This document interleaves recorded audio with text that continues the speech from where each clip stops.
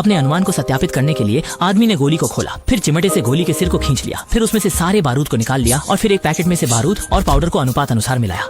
इससे गोली को और दूर तक उड़ने में मदद मिलेगी। यह सब करने के बाद उसे फिर से जोड़ दिया। इतना ही नहीं, हवा के प्रतिरोध को कम करने, उड़ान की गति और मारक क्षमता बढ़ाने के लिए उसने उसे अधिक धारदार बनाने के लिए रेत कागज से अच्छी तरह से तराशा और यह सब 10,000 मीटर से बाहर दुश्मन को मारने के लिए किया गया। इसके बाद जब आदमी ने दूरबीन से देखा कि लक्ष्य उससे केवल 2000 मीटर दूर है, तब तक अंधेरा हो गया था, जो 10,089 मीटर है। इस दूरी पर सटीक शूट करना बहुत मुश्किल है। अच्छी स्नाइपर राइफल के अलावा बाहरी सहायता की भी जरूरत होती है। इसके बाद उसने फोन निकालकर लाइव स्ट्रीमिंग शुरू की और लक्ष्य व्यक्ति इसी प्रेस कॉन्फ्रेंस में था। इसके बाद उसने स्नाइपर स्कोप से थोड़ा अवलोकन किया और पाया कि इस समय शहर में हर जगह धुंध है, दृश्यता बहुत धुंधली है, लेकिन सौभाग्य से आसपास कोई बहुत ऊंची इमारतें नहीं थी जो बाधा उत्पन्न करे। सुनते ही कि गणित और विज्ञान में माहिर है, उसने तुरंत ही नक्शे पर अपने और लक्ष्य के बीच कोण की गणना शुरू कर दी और संबंधित बिंदुओं को चिह्नित किया। इसके तुरंत बाद उंगलियों का उपयोग संदर्भ के रूप में करके व्यावहारिक तुलना की और पुष्टि की कि लक्ष्य एक सीधी रेखा में है। फिर इसे नक्शे पर चित्रित किया, हर विवरण को सटीकता से मिलाने के लिए, छोड़ना नहीं, सिर्फ सटीकता सुनिश्चित करने के लिए, ताकि गोली निर्धारित रास्ते पर उड़ सके। सभी तैयारी के बाद लक्ष्य व्यक्ति भी दिखाई दिया। उसने तुरंत स्नाइपर राइफल को उच्च काउंटर की तरह सेट किया और पहले ड्रॉ की गई स्केच के अनुसार सबसे अच्छे कोण को समायोजित किया, ये सुनिश्चित करने के लिए कि एक ही बार में हत्या पूरी हो सके। इसके बाद आदमी ने संशोधित की गई गोली को लोड किया। फिर उसने लक्ष्य व्यक्ति की ओर देखा।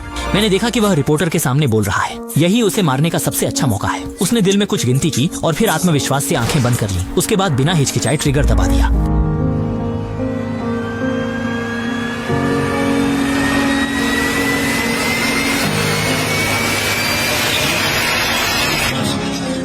फिर ऐसे ही गोली लगभग 10 सेकंड की उड़ान के बाद सफलतापूर्वक लक्ष्य को मार गिराया। लाइव स्ट्रीम रूम में तुरंत ही अफरा तफरी मच गई। मिशन पूरा होते देख आदमी के चेहरे पर एक भी मुस्कान नहीं आई। शायद उसके लिए ये सिर्फ एक साधारण स्नाइपर शूट था। फिर उसने हमेशा की तरह मौके की सफाई की और यहाँ से चला गया जैसे कुछ हुआ ही नहीं। कुछ महीनों बाद वह फिर से दिखाई दिया और उसकी विधि बिल्कुल वही थी जैसे पहले थी, हर बार 10 किलोमीटर दूर के व्यक्ति को मार गिराना।